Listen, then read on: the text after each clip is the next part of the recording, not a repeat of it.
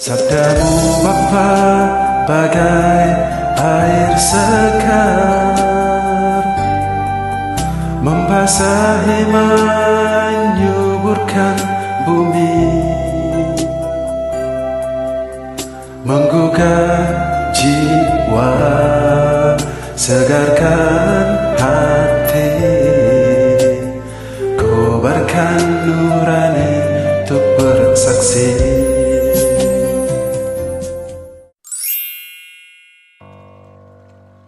Sekali peristiwa, Yesus berangkat ke seberang danau Galilea, yaitu Danau Tiberias.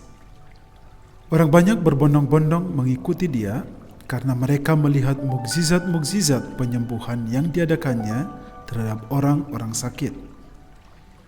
Yesus naik ke atas gunung dan duduk di situ dengan murid-muridnya. Ketika itu Paskah, hari raya orang Yahudi, sudah dekat. Ketika Yesus memandang sekelilingnya dan melihat bahwa orang banyak berbondong-bondong datang kepadanya, berkatalah ia kepada Filipus, "Di manakah kita akan membeli roti supaya mereka itu dapat makan?" Hal itu dikatakannya untuk mencobai Filipus, sebab ia sendiri tahu apa yang hendak dilakukannya. Jawab Filipus kepadanya, "Roti seharga 200 dinar tidak akan cukup untuk mereka ini, sekalipun masing-masing mendapat sepotong kecil saja." Seorang dari murid-muridnya, yaitu Andreas, saudara Simon Petrus, berkata kepada Yesus, "Di sini ada seorang anak yang mempunyai 5 roti jelai dan 2 ikan. Tetapi apakah artinya untuk orang sebanyak ini?" Kata Yesus, "Suruhlah orang-orang itu duduk." Adapun di tempat itu banyak rumput, maka duduklah orang-orang itu, kira-kira 5.000 laki-laki banyaknya. Lalu Yesus mengambil roti itu, mengucap syukur dan membagi-bagikannya kepada mereka yang duduk di situ. Demikian juga dibuatnya dengan ikan-ikan itu, sebanyak yang mereka kehendaki. Dan setelah mereka kenyang, Yesus berkata kepada murid-muridnya, "Kumpulkanlah potongan-potongan yang lebih, supaya tidak ada yang terbuang." Maka mereka pun mengumpulkannya dan mengisi 12 bakul penuh dengan potongan-potongan dari 5.000 jelai yang lebih setelah orang makan. Ketika orang-orang itu melihat mukjizat yang telah diadakan Yesus, mereka berkata, "Dia ini adalah benar-benar nabi yang akan datang ke dunia." Karena Yesus tahu bahwa mereka akan datang dan membawa dia dengan paksa untuk dijadikan raja, ia menyingkir lagi ke gunung seorang diri.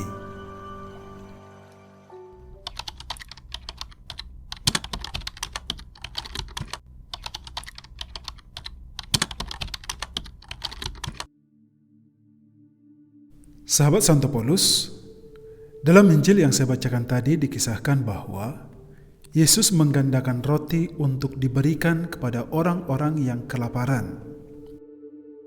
Kisah ini adalah salah satu mukjizat yang paling keren yang pernah dilakukan oleh Yesus. Menurut saya loh, saya tidak tahu menurut Anda. Kisahnya berawal dari ribuan orang datang menemui Yesus untuk mendengarkan pengajarannya. Jumlah mereka sekitar 5.000 orang laki-laki, perempuan dan anak-anak tidak dihitung. Itu berarti jumlah mereka itu lebih dari 5.000 orang. Mereka datang dari jauh karena saat itu mereka sedang kelaparan hal-hal yang rohani. Mereka percaya bahwa mereka akan mendapatkan kekenyangan rohani itu dari Yesus. Dan memang itu terbukti sebab setiap kali mereka mendengarkan pengajaran Yesus, mereka menjadi kenyang. Nah, awalnya orang-orang itu kelaparan akan hal-hal rohani saja, tapi akhirnya mereka kelaparan juga terhadap hal-hal jasmani. Sebab saat mereka datang mendengarkan pengajaran Yesus, mereka tidak memikirkan mengenai makanan jasmani mereka, sehingga mereka tidak membawa bekal dalam perjalanan. Mereka tidak berpikir bahwa di gunung tempat Yesus mengajar mereka, mereka tidak bisa mendapatkan roti. Singkatnya, mereka kelaparan karena mereka tidak membawa atau tidak mempunyai roti. Yesus tahu apa yang mereka alami saat itu sehingga Yesus bertindak. Dikatakan bahwa Yesus mengadakan mukjizat dengan mengadakan roti dan ikan. Sehingga ribuan orang yang kelaparan itu akhirnya menjadi kenyang. Saat itu mereka tidak hanya kenyang secara rohani saja, tetapi kenyang juga secara jasmani. Jadi berkat yang mereka dapatkan waktu itu double. Luar biasa kan? Sahabat Santo Paulus, apa yang bisa kita renungkan dari kisah mukjizat penggandaan roti ini?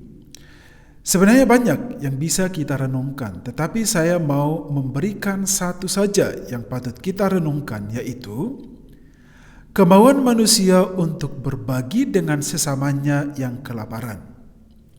Mengapa saya katakan begitu? Karena ternyata lewat kemauan seorang anak kecil untuk berbagilah, maka mukjizat penggandaan roti itu terjadi. Di mana saat ribuan orang lapar, ada seorang anak dengan keluguannya mengeluarkan 5 roti dan 2 ikan yang dia miliki. Dia tidak mau makan sendirian roti dan ikan yang dia miliki itu, tetapi dia memberikannya kepada salah satu murid Yesus, yaitu Andreas. Lalu Andreas memberitahukannya kepada Yesus. Wow, hebat ya. Coba Anda bayangkan, seorang anak kecil peduli terhadap kelaparan orang-orang dewasa. Wow, ini luar biasa. Bisa dikatakan bahwa anak kecil itulah yang menjadi sumber berkat bagi ribuan orang pada waktu itu, sebab kemauan dia memberikan roti dan ikannya kepada Yesus, lalu Yesus menggandakannya, maka semua orang yang kelaparan itu menjadi kenyang. Bahkan roti mereka tersisa 12 bakul. Sahabat Santo Paulus, sikap anak kecil dalam Injil tadi bisa menjadi pelajaran bagi kita agar kita mau atau rela berbagi dengan orang lain. Keberadaan figur anak kecil itu menjadi cara Yesus untuk menyadarkan kita semua. Dari figur anak kecil ini, Yesus mau menantang kita untuk memahami bahwa anak kecil saja mau membagikan apa yang dia miliki kepada orang lain. Masa orang dewasa tidak bisa? Gak malu sama anak kecil, gitu loh. Karena di zaman sekarang ini, ada begitu banyak orang yang kelaparan. Sementara itu, banyak juga orang yang kekenyangan. Bahkan lebih tragisnya lagi adalah, banyak orang kenyang menutup mata terhadap orang yang lapar. Banyak orang kekenyangan di atas penderitaan orang yang kelaparan. Nah, bagaimana dengan kita? Apakah kita juga akan ikut-ikutan menutup mata pada sama kita? Ataukah kita mau meniru sikap anak kecil dalam kisah Injil tadi? Inilah pertanyaan yang patut kita jawab dalam hati kita masing-masing. Karena kenyataannya adalah, seringkali kita merasa memiliki terlalu sedikit, bahkan kita merasa apa yang kita miliki tidak cukup untuk diri kita sendiri. Kita selalu merasa kekurangan. Kita selalu merasa bahwa yang kita miliki tidak cukup untuk dibagikan kepada orang lain, yang akhirnya adalah yang kita miliki itu menjadi semakin sedikit. Sahabat Santo Paulus, di saat-saat seperti ini, seperti pandemik saat ini, marilah kita membagikan apa yang bisa kita bagikan kepada sama kita, sedikit apapun itu. Karena setiap dari kita pasti mempunyai sesuatu yang bisa dibagikan kepada orang lain. Tidak mungkin tidak ada. Pasti ada yang bisa kita bagikan, sedikit atau banyak. Yang penting adalah kemauan. Mau apa enggak, gitu loh. Maka sekali lagi, marilah kita membuka hati untuk mau berbagi dengan sama kita. Khususnya mereka yang sedang kelaparan akan berbagai hal. Kalau kita mau melakukan ini, maka kita sudah meniru cara Yesus yang telah mengadakan mukjizat penggandaan roti untuk diberikan kepada orang-orang yang kelaparan di zaman dulu.